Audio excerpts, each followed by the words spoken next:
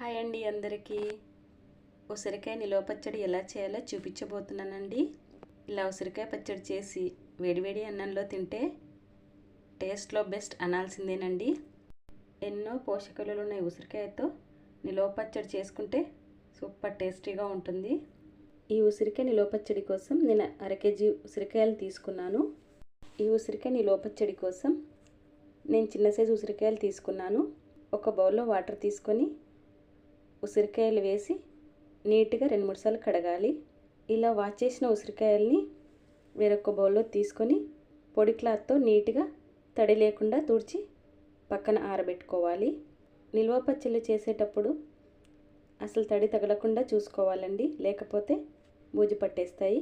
1/2 KG ఉసిరికాయలు తీసుకున్నాను కాబట్టి 60 గ్రామ్స్ చింతపండు తీసుకున్నాను. చింతపండులో డస్ట్ ఏమీ లేకుండా చూసి హాట్ వాటర్తో ఒకసారి క్లీన్ చేయాలి. తర్వాత సరిపడినంత హాట్ వాటర్ వేసి అరగంట ముందు నానబెట్టాలి. ఇప్పుడు స్టవ్ పై ఒక కడాయి పెట్టి 1 టేబుల్ స్పూన్ మెంతులు వేయాలి. మెంతులు రంగు మారేంత వరకు చక్కగా ఫ్రై చేయాలి. వీటితో పాటు 1½ టేబుల్ స్పూన్ ఆవాలు కూడా వేసి చిటపటలాడేంత వరకు ఫ్రై చేయాలి.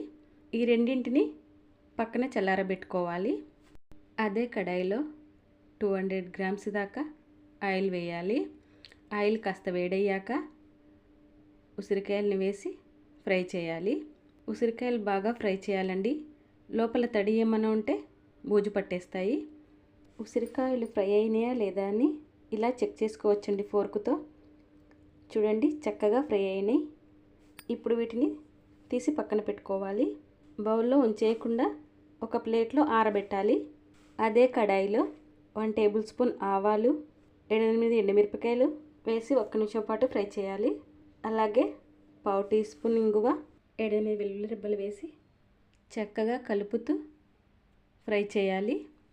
ఇప్పుడు స్టవ్ ఆపేసి 1/2 టీ స్పూన్ మెంతులు, 1/2 టీ స్పూన్ జీలకర్ర వేసి చల్లారబెట్టుకోవాలి. మెంతులు జీలకర్ర స్టవ్ ఆపాక వేస్తే ఆ వేడికి వేగుతాయి. ఇప్పుడు నానబెట్టిన చింతపండులోంచి గుజ్జు తీయాలి. స్టవ్ పై కడాయి పెట్టి 50 గ్రామ్స్ దాకా ఆయిల్ తీసుకొని ఆయిల్లో చింతపండు గుజ్జు వేసి అలాగే 1/2 టీ స్పూన్ పసుపు కూడా వేసి చింతపండు గుజ్జు దగ్గర పడేంత వరకు ఉడికించాలి. ఇప్పుడు ఒక మిక్సీ జార్ తీసుకొని పక్కన చల్లారబెట్టిన మెంతులు ఆవాలు మెత్తగా మిక్సీ పట్టాలి. ఇప్పుడు ఒక మిక్సింగ్ బౌల్ తీసుకొని ఉసిరికాయలు వేయాలి. కారం ఉప్పు కొలత వస్తే 60 గ్రామ్స్ కారం తీసుకున్నాను, 60 గ్రామ్స్ సాల్ట్ తీసుకున్నాను. కప్పు కొలత అయితే టీ గ్లాస్ కారం, టీ గ్లాస్లో 1/2 గ్లాసు సాల్ట్ తీసుకున్నాను. సాల్ట్ సరిపోకపోతే 2-3 డేస్ తర్వాత చెక్ చేసి మళ్ళీ కలపచ్చు. ఉసిరికాయలకి ఇలా చక్కగా ఉప్పు కారాలు పట్టించాలి. అలాగే మిక్సీ పట్టి పెట్టిన మెంతి ఆవాల పొడి, చింతపండు గుజ్జు, చల్లారిన ఆయిల్ వేసి మొత్తం కలిసే విధంగా ఇలా కలపాలి. చూడండి పచ్చడి ఎంత బాగుందో, చూస్తుంటేనే నోట్లో నీళ్ళుడుతున్నాయి కదండి. పచ్చడి పెట్టడం పెద్ద కష్టమేం కాదండి, భయంతో ట్రై చేయమంతేనండి. చింతపండు రసం వద్దనుకుంటే మీడియం సైజ్ 2-3 నిమ్మకాయల రసం తీసి వేయొచ్చు, అయినా సూపర్ టేస్టీగా ఉంటుంది.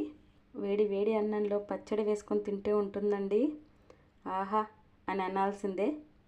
ఈ పచ్చడి మీకు ఎలా అనిపించిందో కామెంట్ చేయండి. నచ్చితే మీరు ట్రై చేయండి, ఒక లైక్ చేయండి. Thank you for watching.